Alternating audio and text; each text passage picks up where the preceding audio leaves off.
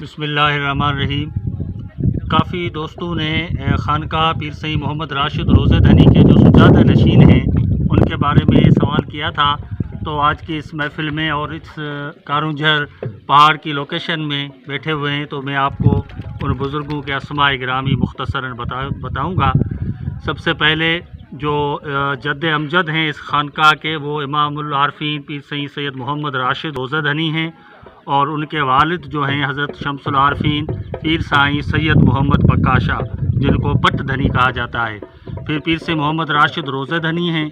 ان کے بعد پہلے جو سجادہ نشین ہیں پیر سائیں سید صبغت اللہ شاہ تجر دھنی پیر پگارا اول، اس کے بعد پیر سائیں سید علی گوہر شاہ اول، جس کو بنگلے دھنی کہتے ہیں، اصغر سائیں بھی کہتے ہیں، اور وہ پیر پگارا دوم ہیں۔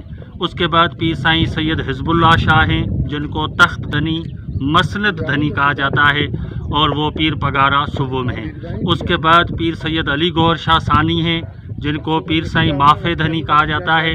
پھر ان کے وفات کے بعد ان کے بھائی تھے پیر سائیں شاہ مردان شاہ کوٹ دھنی، جن کو کہا جاتا ہے شمس الہند و سندھ، جنہوں نے تفسیر کوثر اور مختلف کتابیں چھپوائیں اور وقت کے نامور عالم تھے۔ ان کے بعد جو ہیں ان کے فرزند پیر سائیں سید صبغت اللہ شاہ ثانی، جن کو سورہ بادشاہ کہتے ہیں، جو 20 مارچ 1943 کو شہید کیے گئے تھے برطانوی راج میں۔ جو 7ویں پیر پگارو ہیں وہ پیر سید شاہ مردان شاہ ثانی، محسن ملک و ملت تھے۔